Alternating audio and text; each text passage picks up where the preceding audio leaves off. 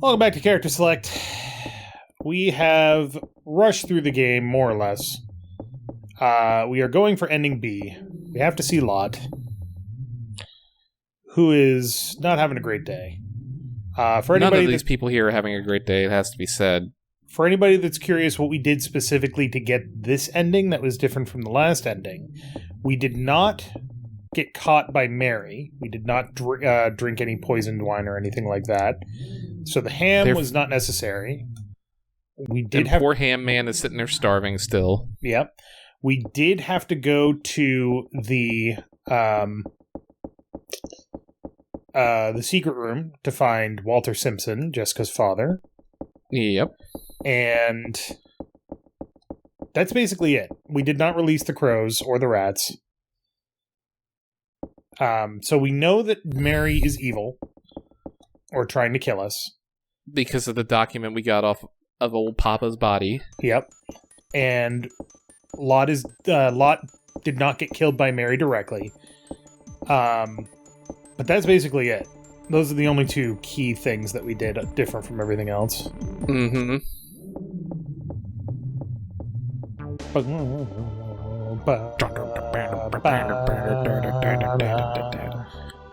I do like the music in this game. It's like it a very good. Yeah. It's very evocative of that era of like horror movies. Like it reminds you kind of like the Michael Myers theme or whatever. Mm-hmm. The 80s horror. Yeah. Yeah. Just not quite slasher flicks, I guess, because those were more of a 90s thing. Yeah. But yeah, I agree, actually. The stalker killer genre of movie, like, you know, the Friday the 13th and where the and Halloween's and whatever. Yeah. Where the music like crescendos. Yeah. Not necessarily when somebody's being heroic, but when the danger is like at its height. But also I feel like in. But I also feel like the Halloween theme has this kind of like tempo. Oh yeah. A little bit, you know, except with the piano rather than like synths. Right.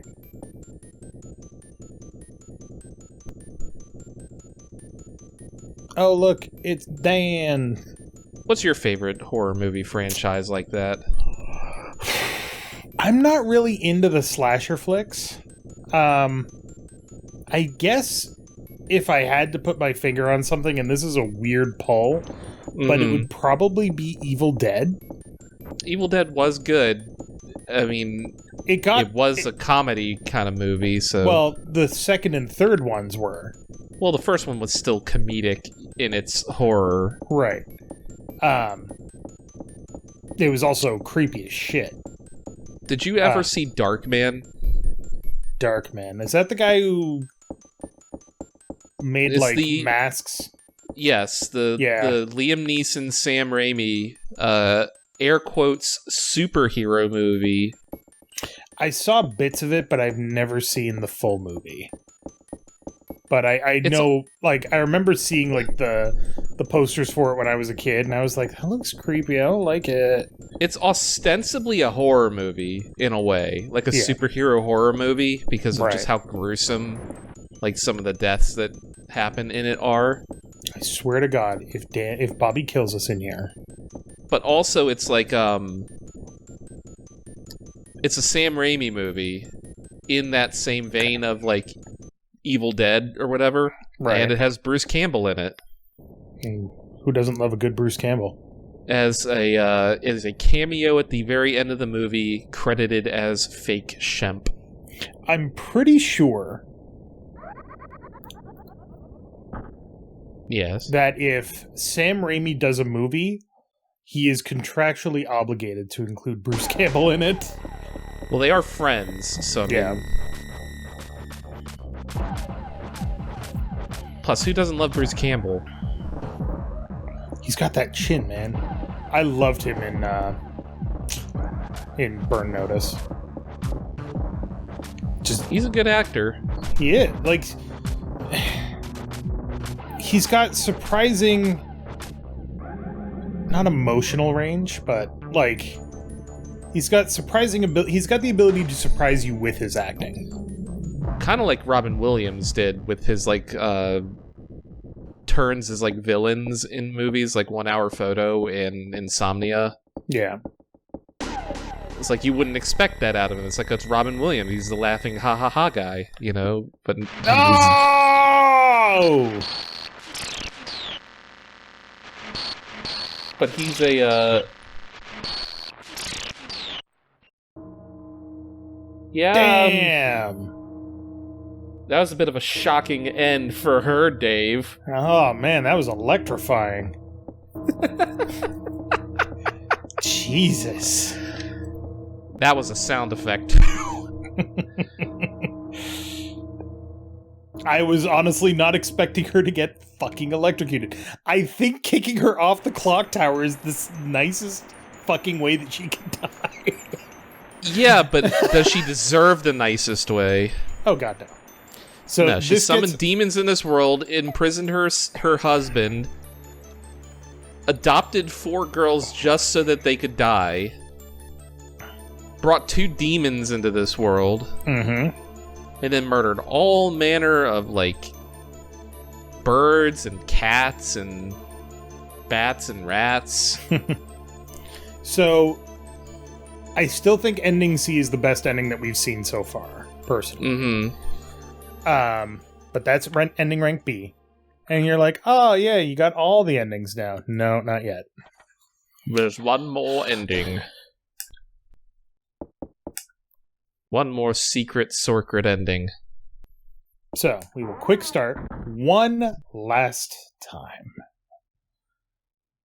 Okay. Once more into the breach. I'm not sure what the difference is here. What, in the quick start? No, in the in this ending versus ending A. In this ending, Laura doesn't die. And I don't know how that's possible based on what we're doing, which is just based on a quick run through, exactly the same as ending A. Because No, go ahead. Oh, I see what the difference is. Okay. The difference is Lot does not get killed by Mary right away. Yeah. Lot has to die underground. That is the only difference between ending A and ending S. And it's not listed on the...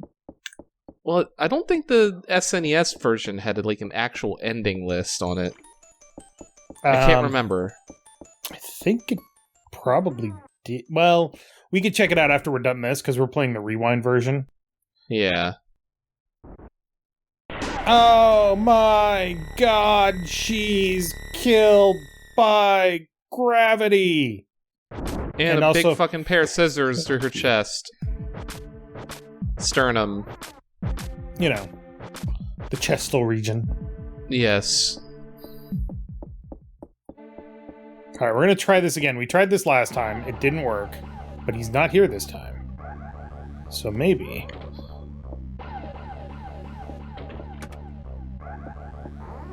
Now, can you hide in the shower? No, I can't move at all.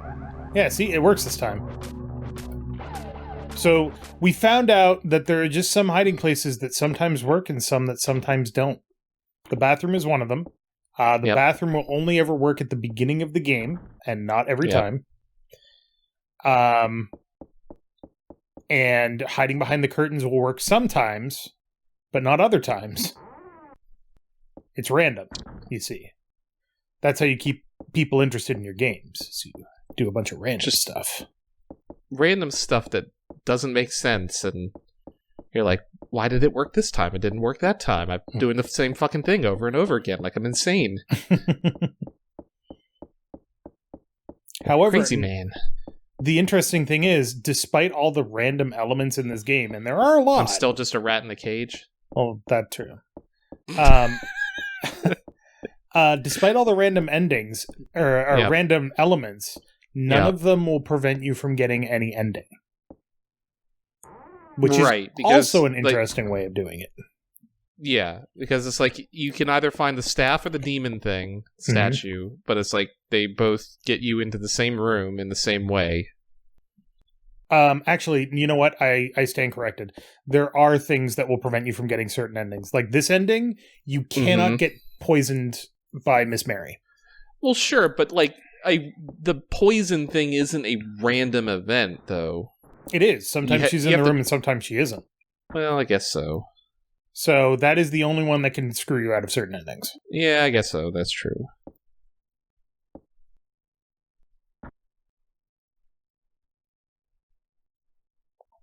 What's this? You've obtained the Black Robe. Oh, if you put that on, you get +1 bonus to your fireball spells. Hell yeah.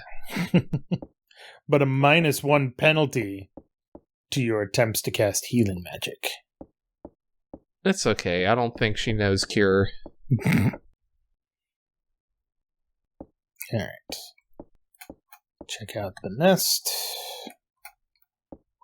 Okay, so there are certain things about this game's design that I really like. She won't do things unless she has a reason to do things.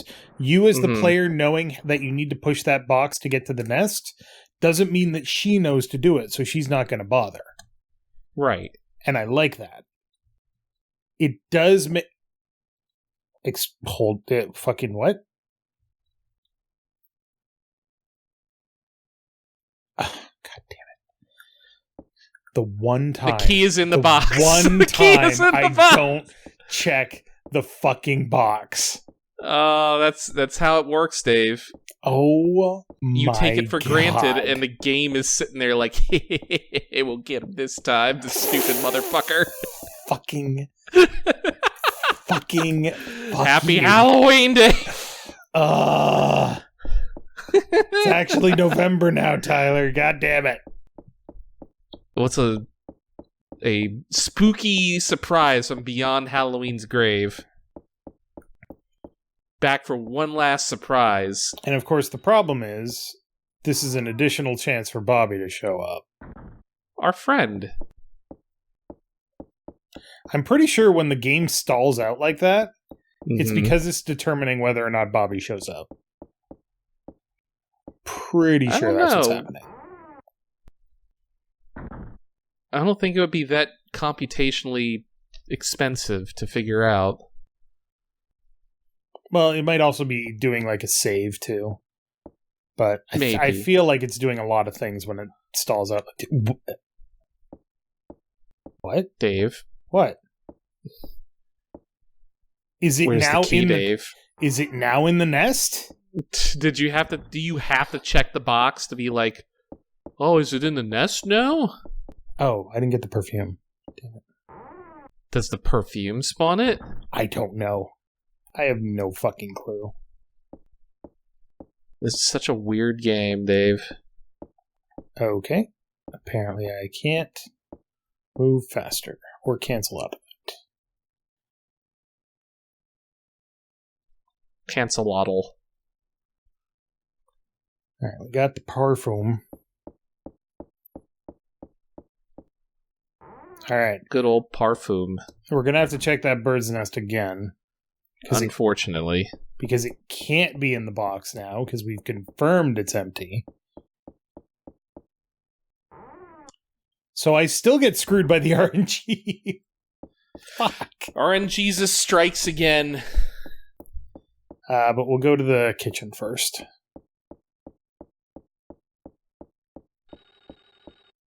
Nobody's home. Anymore, anyway.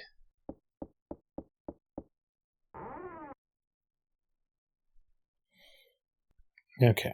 Doop doop boop boop boo doo.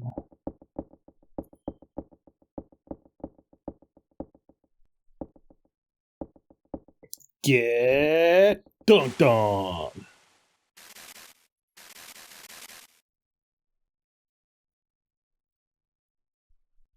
Delicious legs. Delicious beefs. And we don't need the ham because we're not doing that this time. Correct. But you could always have a ham on you just for a snack. What if you feel a bit What if you feel a bit peckish? Slightly peckish. Just a little peckish. I'm going to take a big ball of ham, put it in my mouth, do a big live stream, take a big ball of ham, stick it in my mouth, get a lot of likes, subscribe, hashtag ham guy. Hashtag ham guy. Fucking Tom Cardy, man. Tom Cardy is great. Come on. Check faster.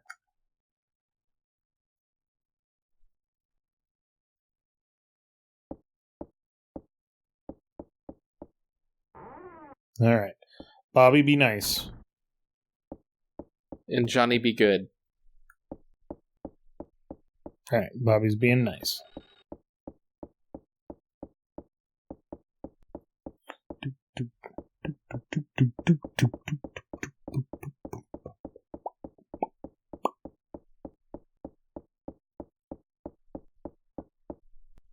So I guess basically the way to get ending S is that everybody must survive for the longest amount of time possible.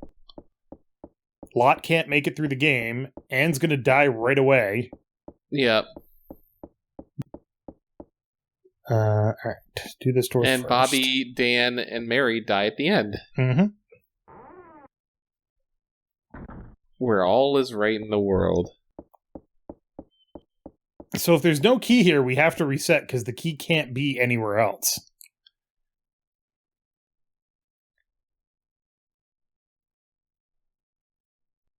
What?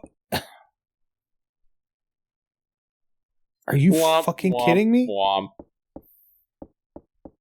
Okay, can you do me a favor and look up where else the West Wing key can be? Sure. You got it, Dave. Because that doesn't make any sense to me. West Wing key clock tower.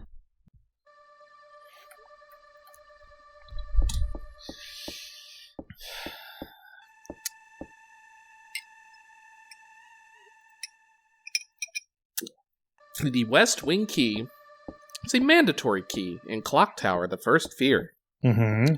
Jennifer Simpson can find the key in a box on top of a dresser in the living room with a television.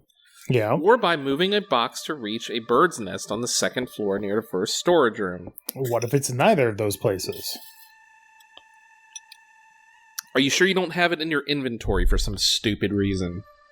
If I do, I can't see it, so I guess we could just try the door. Because maybe the quick start is like, I'm going to give you that key. No, it definitely doesn't do that. I don't know.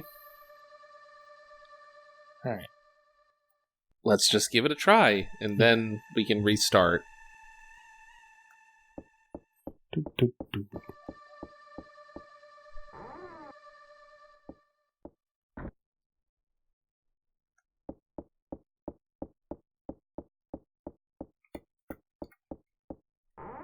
Huh. Alright, I guess we picked it up. Don't know when. Jim, if Dave did pick it up, can you just show us picking it up, please? No. No, go ahead. Oh, I see what the difference is. Okay. The difference is Lot does not get killed by Mary right away. Thank you. I mean, granted, I wasn't necessarily paying 100% attention, but also... Maybe you did check the box in that room and we just weren't paying attention. You just did it automatically and we're like, okay, yeah, cool. I could have sworn. Like you checked it and it's like, oh yeah, we totally checked it, and you didn't realize that it said, oh, you got the key. Damn. I mean, granted, I am pretty fucking tired. I had to get up super early this morning, but... Mm-hmm. It's not like me to miss that kind of detail, but hey, whatever. It's happened. Hi, Joker. Hi there, friend. I don't know why I call him Joker. I think it's the overalls. I want to come out here and give you a little bit of a hug. Gosh, I haven't had friends in so long. Let me come over there and give you a nice little hug there. Okay. I'm gonna have a hugging machine. Oh, I melted. Alright, cage key acquired.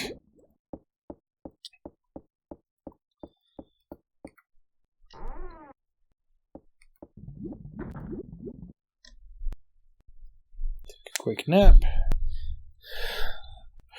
Alright, we need to go to the music room, which is on the first floor. We sure do, Dave. Adventure awaits. Huzzah! Huzzah! Nope, not that door. mean, a horror adventure is still an adventure. And there's been some good ones. I have one on my in my Steam library called The Excavation of Hobbs Barrow, which looks interesting. Yep. There's always the classic Phantasmagoria. That's a game. It definitely is a game. It's one of the games of all time, Dave. I'm going to turn on the lights just in case. Oh, Spooky Dave afraid of the dark? A little bit. Nah. I'm not the biggest fan of the dark, but I'm not afraid of it. I used to be afraid of dark closets when I was a kid. Well, I used to have, like, night terrors about that sort of thing, and then I just stopped having them. It's one of those things that I feel like if you get over it, then you get over it. And if you don't, then it's like something more brain chemistry kind of deal. I guess. I'm not sure if I'm phrasing that correctly. Well, it's one of those things where it's like I had like a very specific kind of nightmare that I used to have when I was like little, but like 8 or 9 or whatever. And then like one night I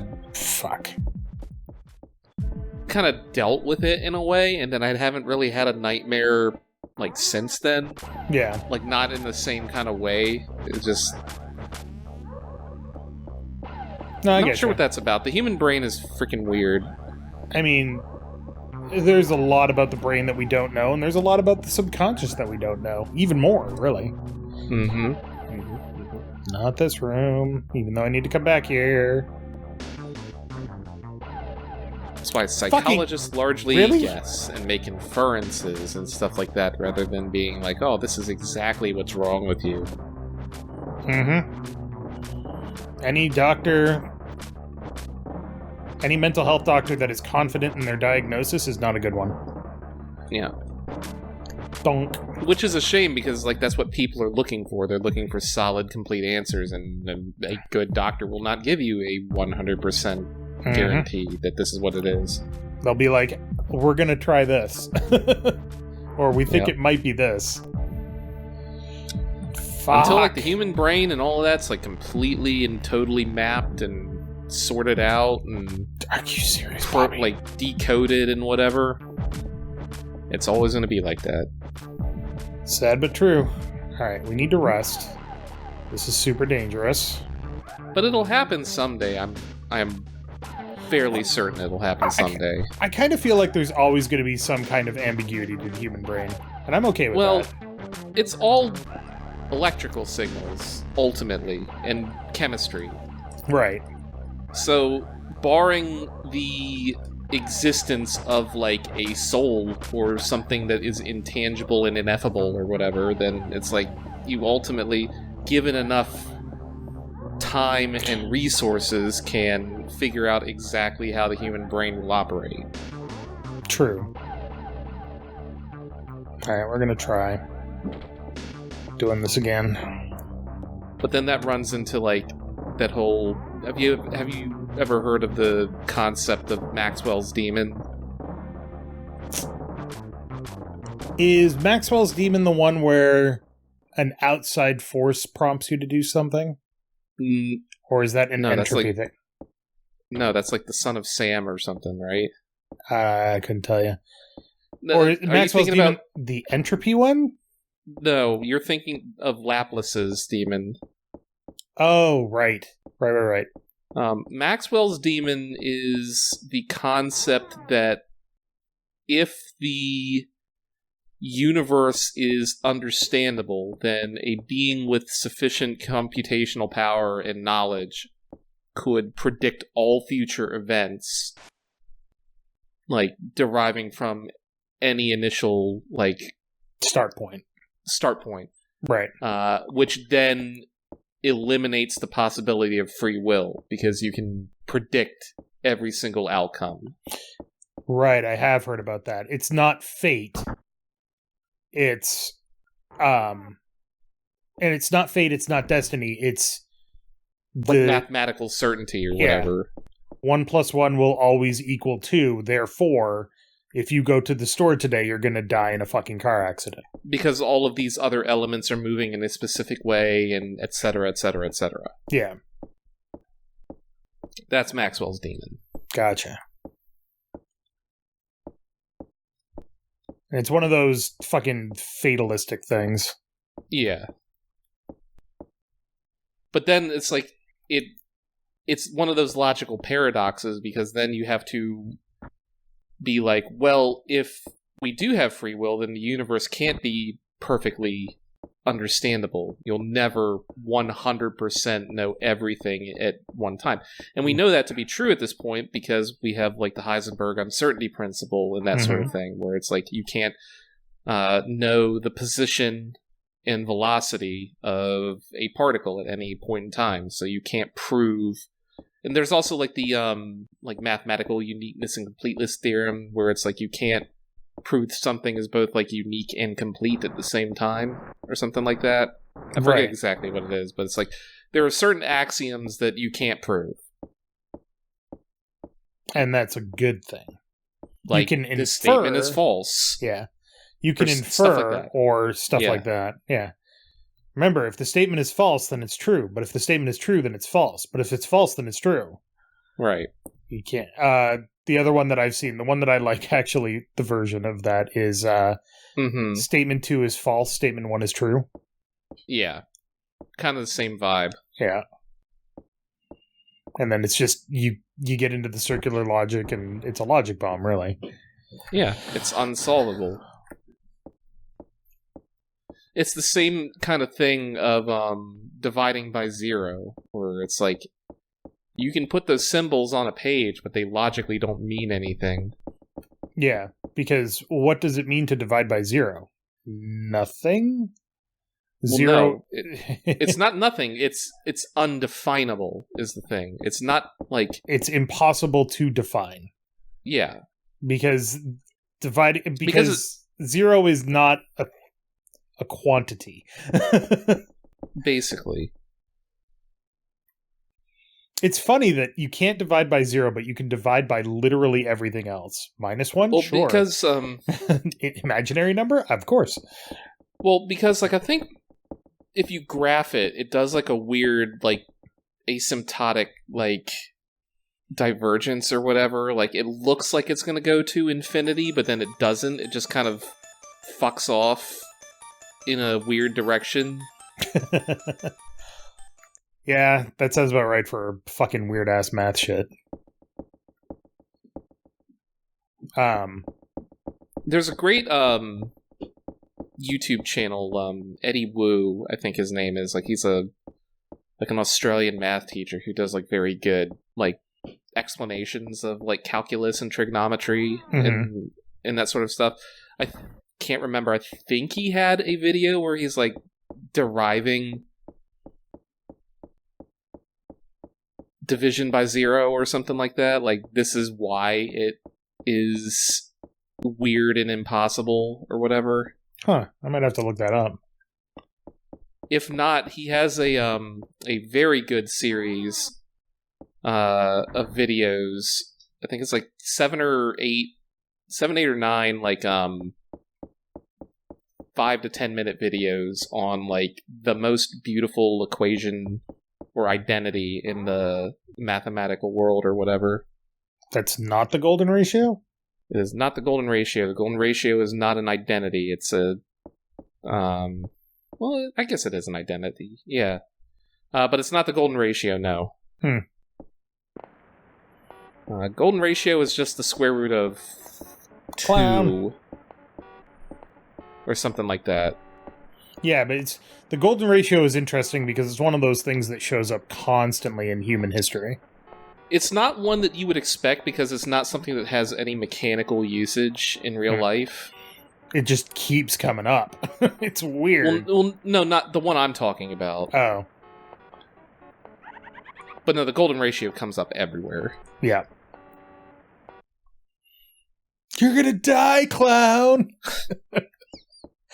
We said that last time on the play on the B ending playthrough, and Dave just had to bring it back. Yep. Because it's so fucking funny. You're gonna die, clown! Oh, boy. Now, I know that people did not come here to watch Clock Tower Best Ending Playthrough, and also hear about mathematical concepts and uncertainty, as it derives to determining the future, and therefore Maxwell's demon. Look, have they not watched this fucking show before? But you know what? We have random fucking digressions about nothing constantly on this channel. It's fantastic. And we're not in Spooky Month anymore, so fuck it. Hooray! But also, what's spookier than mathematics? They're so goddamn certain. Although, the danger of mathematics is that they're so certain that if you get too into it, you start to think that they are guarantees. Which is not necessarily... Not necessarily... Well, if you start to apply pure mathematics to the real world, you start to... People have freaked out. So... Oh, shit. We let the crow out, right? I don't remember you letting the crow out. Let's just go double check. As one does. I think it was over here. But also broaden your horizons. Learn some math. Learn some science. Learn some history. You know what? So, I found a blog. Read some classic novels or whatever. I found a blog probably a couple months ago now. Mm-hmm. I don't remember what the name is. It's Historic Pedantry or something like that. Mm-hmm. But the guy that writes it, he's a history professor, and he had a fascinating breakdown of Sparta in like 7 parts. And it's like, why was ancient Sparta so revered? And how good were they actually at warfare? And what was their society like? And he determined, just based on the evidence presented and all of that, and doing his best to account for cultural biases that were clearly in the original writings that he got from like... and documents. And also the historical record of, wars. And he basically said, Sparta was about average. Really big into slavery, though. Oh, yeah. No, they were... And it turns out that what Sparta was good at was not warfare. It was, in fact, propaganda. They did win a pretty big war in the Peloponnesian Wars. Mm-hmm. And... then they coasted on that for 600 years. Yeah, well, don't tell anybody that likes the movie 300 that, because... he also had a breakdown of how that was not, like, how the Spartans did anything. It was really good. Okay, we did let the crow out, good. But, yeah, it was... God, I wish I could remember the name of that blog. If I get it by the time this episode goes up, I'll put it in the description down below. What do you mean that history isn't like what we see in mass media and stuff like that, and and the stories we're told about certain things aren't true? Yep. You mean George Washington didn't throw the silver dollar across the Potomac? You mean he wasn't standing at the head of a boat when he crossed the Delaware to attack on Christmas Eve? No, he really wasn't. What? They were trying to be fucking stealthy. Also, it was not considered a heroic move. It was considered a cowardly act. Oh no, you're stabbing him in the back, like, effectively. Like, it's kind of fucked up. But I mean, not to get too far down that rabbit hole, but like, we vilify, like, terrorists and like guerrilla fighters and stuff like that, but that's what the American revolutionaries were like. Absolutely. Guerrilla fighters and effectively terrorists, where they're like, throwing the tea in the harbor and dressing up like Indians and stuff like that. And doing a lot of kind of fucked up shit that probably doesn't make it into like the Disney version of the Revolutionary War, you know. Yeah. Everything gets romanticized, but I think one of the have you ever read Band of Brothers by No, I have not. So one of the super interesting thing about Band of Brothers, the book, by Stephen fucking what the hell's his name? Just throw the name up on the Stephen on the Ambrose. screen, Jim. Stephen Ambrose. There you go. Yeah. Is he uses both the reported version of events and primary sources to not tell how a battle occurred, but to tell what happened to the people in that battle, what they saw and what their perspective was. And he did some other. He's a very prolific history writer. He did. I've heard of Citizen Stephen Soldiers. Ambrose before. Yeah. So. And he notes in like the footnotes, you know, I did my best to tell the truth I did my best to tell this version of events based on what I was told and what the historical record shows. And he's like, granted, when I wrote this, it was 40 years ago, but, you know, I did the best I could. That's all any historian can do. Because, I mean, you're never going to get... Unless you have, like, just endless video footage and or even whatever of events, then it's like you're not going to have, like, a 100% accurate version of events. But, yeah, even if you have videotape of an event, you're not necessarily going to have a wholly accurate version of events with that. Like with the JFK assassination, how much fucking controversy is there over that to this day? Like, oh, was there a second gunman on the grassy knoll? Was George Bush Senior in on it as like some CIA agent, or was the CIA in on it or whatever because of the resolution of the Cuban Missile Crisis? Did like Khrushchev like have a hand in it or whatever? It's just crazy. For the record, for anybody that's like, oh my god, was there a second gunman for the JFK assassination? No. They've recreated the ballistics multiple times.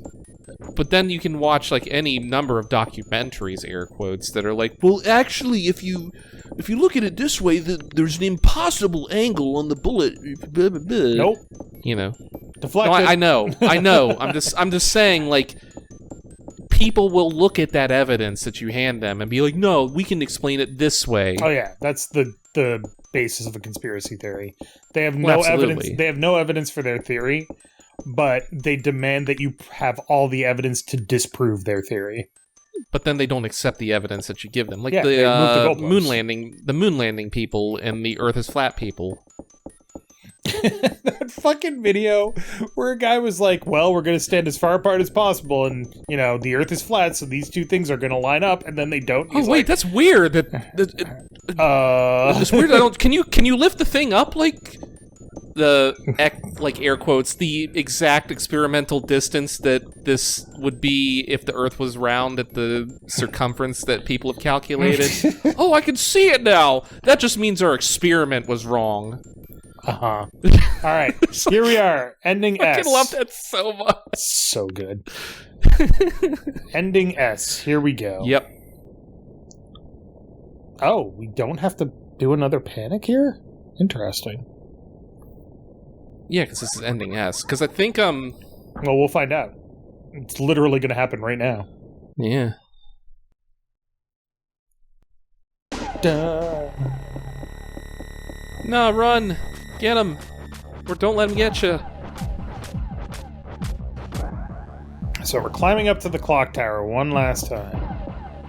That's the name of the game! Oh. Roll credits! Yeah, Laura's here. I'm not sure why Jennifer kneels down here. Because she knows that she's won or something? Or she just doesn't have anything else that she can do, I guess. Maybe. It's like there's no place else to run, but the clock tower kills Bobby for her? Laura. That's you. Oh, no. You won't be forgiven. This is where you will die. Hey, birds. What?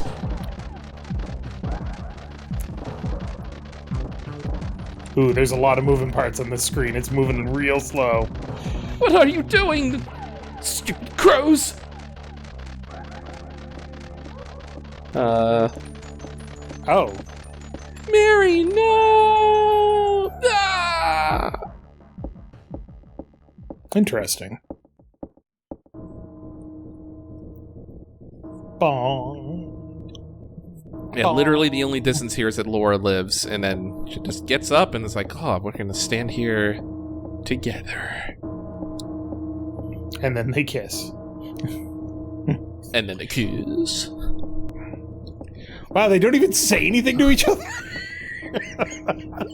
Wow.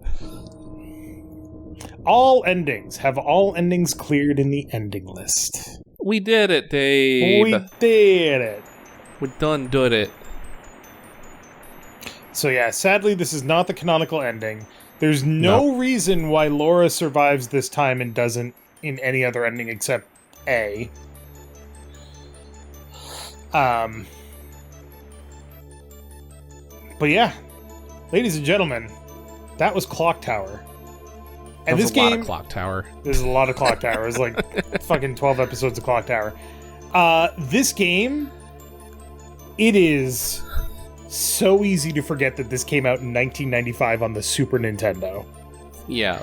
It is really, really good. For what it was when it came out, the fact that there's multiple ways to play through it, the randomization of it, which is a little frustrating at times, but also cool, the multiple endings. Oh my god. Like, this was... It's amazing that this didn't come out in the US. No, and given some of the crap we got here, it's just wild how many good games that never kind of, crossed over the pond.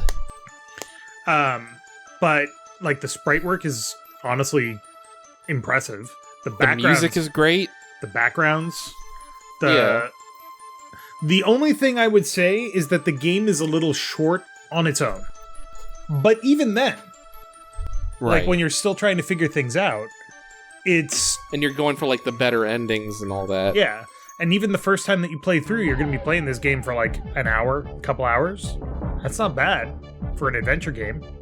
Mm-hmm. And not a lot of adventure games give you the opportunity to play through again and try something different. So... yeah, I think this game, despite being 25 years old, 30 years old, oh, my goddamn heart, is phenomenal. Clock Tower 2, not so much. Clock Tower 3, definitely not. Nightcry, get fucked. Right? But yeah, this was... the fact that they got the okay to make this... Like, who published this game originally? Spike Chunsoft. I'm pretty sure. Right. Like, how do you sell this game to a publisher? We want to make a game about being in a haunted house. I like it. And you can't fight. What? And it's an adventure game. Hold on a second. And you play as a woman. Like, that's... That was also uncommon back in the day. Yeah. Unfortunately. But I really like this game. I think it's great. It's a good little piece of history. Yeah. Like, it's not like the most engaging narrative or the most engaging mechanics, but what was here in 1995 is incredibly solid for the time. Yeah. And honestly, I would say that it holds up. It holds up, but again, it's not like... amazing. Not like we're playing Silent Hill or, Resident Evil or something that has a bit more to it narratively. Yeah. Like, the story beats in this game are very simple. Yeah. And there's, like, really only, like, a handful of, like, twists or stuff like that. Yeah. But I can also see why this game is a cult classic. Yeah. Yeah. No, I had a great time with this. But next time on Character Select, we'll be playing something different. It will not be Clock Tower. It might be a game that you've seen before. As always, check out the stuff that we've done on the channel. Everybody loves Barotrauma. We're also doing some sorcery. We're doing some abiotic factor and a bunch of other stuff. So, check it all out. Tyler, thank you for suggesting this game. I appreciate it. You're welcome. I'm glad I had we got a great to play it. time. And thanks so much for watching. Click that like button down below if you liked it. And we'll see you at the Clock Tower. No, we just escaped from that place. Yeah, and we're going to kick that bitch off it again. Let's fucking go! Let's go!